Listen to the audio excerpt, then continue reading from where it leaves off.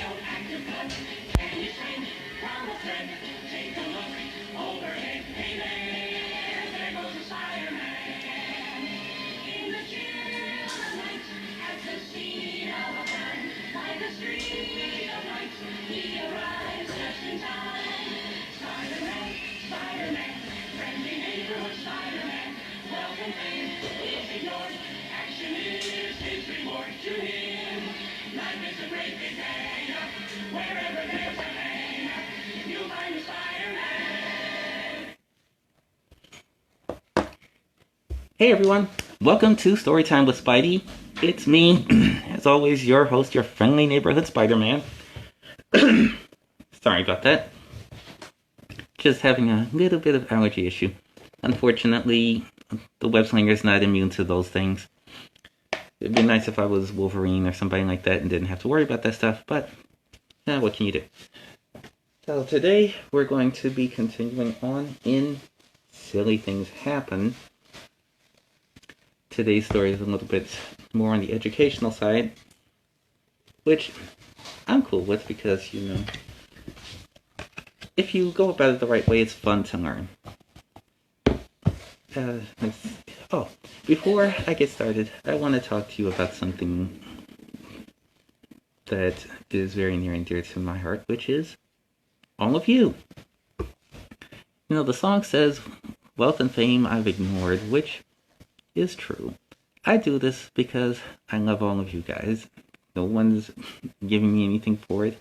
It's just a way for me to kind of give something to my adoring fans. So, today's story is Stars in the Sea. I know right off the bat that sounds a little weird. How can there be stars in the sea? The stars are in the sky. Well, let's read and find out. At night there are many stars in the sky. Did you know that there are animals shaped like stars? They are called sea stars or starfish. And that's what they look like. Most starfish have 5 arms. Sounds about as bad as when I'm dealing with Doc Ock. Some have even more. If a starfish breaks off an arm, it can grow a new one. This makes starfish very different from other animals. There's definitely something you and I can't do.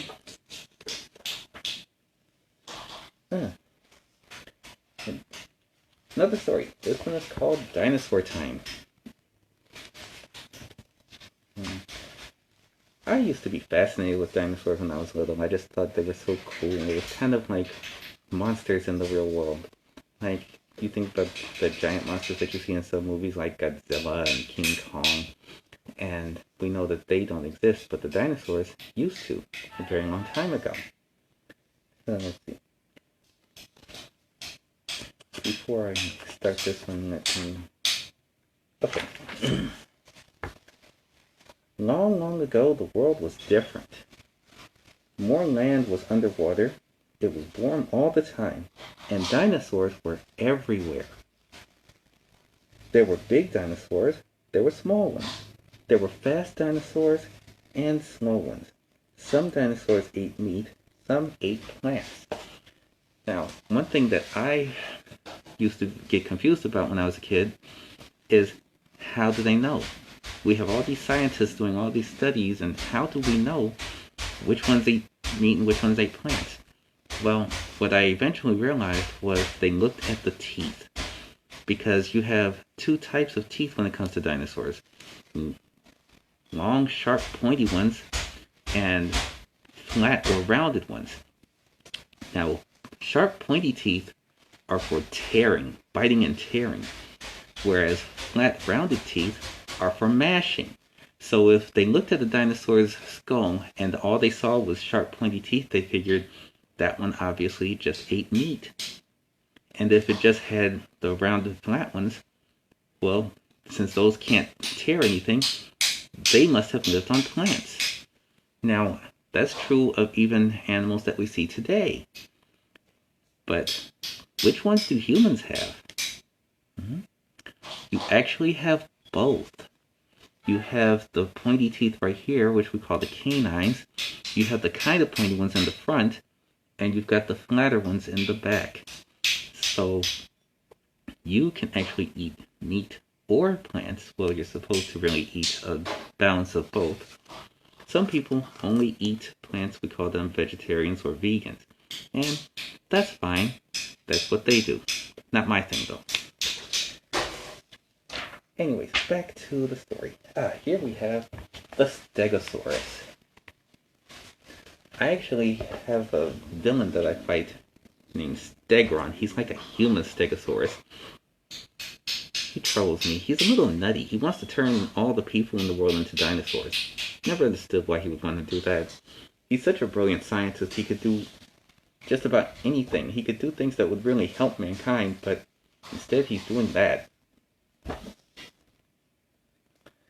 Stegosaurus. This is how you say it. Stegosaurus. This dinosaur had plates on its back. They were made of bone. You can see that. It's kind of like an armor to protect its back. It had sharp points on its tail. You can see that right there. We tend to think that was kind of a weapon that it used to fight attackers with. It ate plants. Its name, once again, is Stegosaurus. Ankylosaurus. This is how you say it. Ankylosaurus. Okay, Ankylosaurus. This dinosaur had a shell like a turtle. Its tail was like a club. Not many animals could hurt it. Its name was Ankylosaurus. Then we have Compsognathus. This is how you say it, Compsognathus.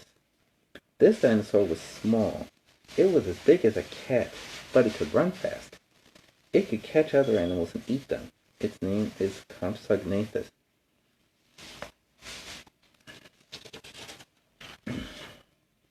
And here we have the aforementioned, which means was mentioned before, Ankylosaurus.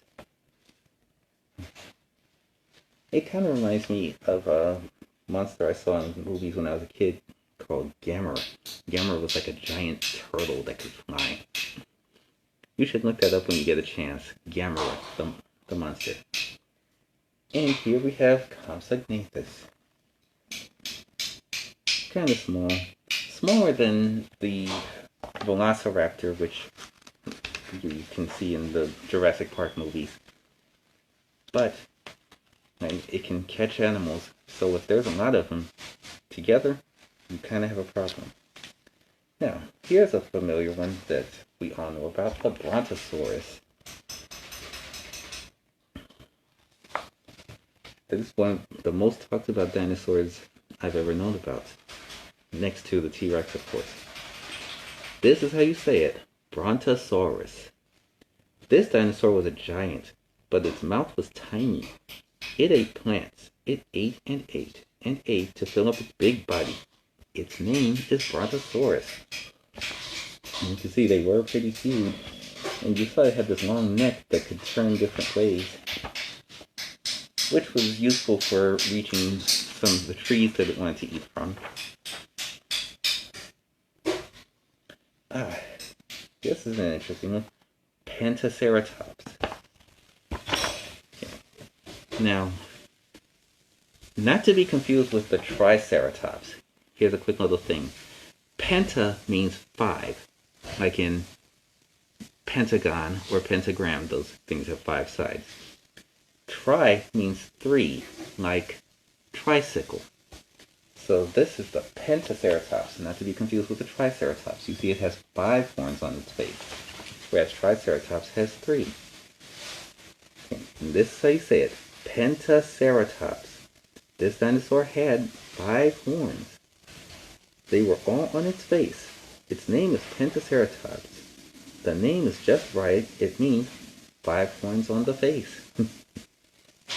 Now you see it had that plate behind its head, which we think was to kind of protect its neck.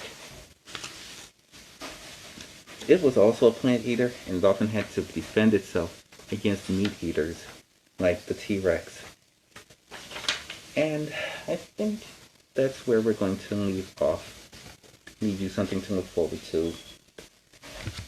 Like I said, dinosaurs are cool. In fact, I think I read this particular collection when I was a kid because the wording is very familiar to me.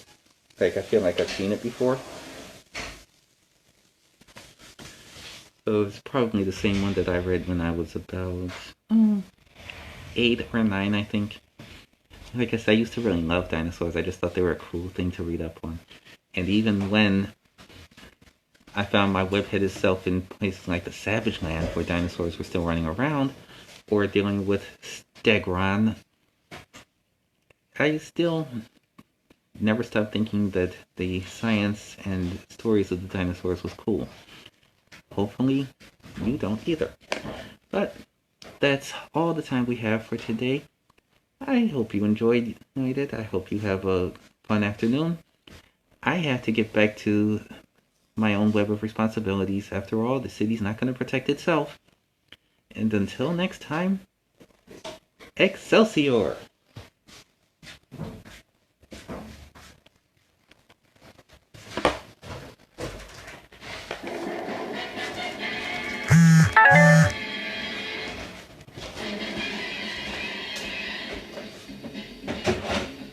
Spider-Man, Spider-Man, does whatever a spider can. Spins a web any size, catches thieves just like flies. Look out, here comes the Spider-Man. Is he strong? Listen up, he's got radioactive blood. Can he swing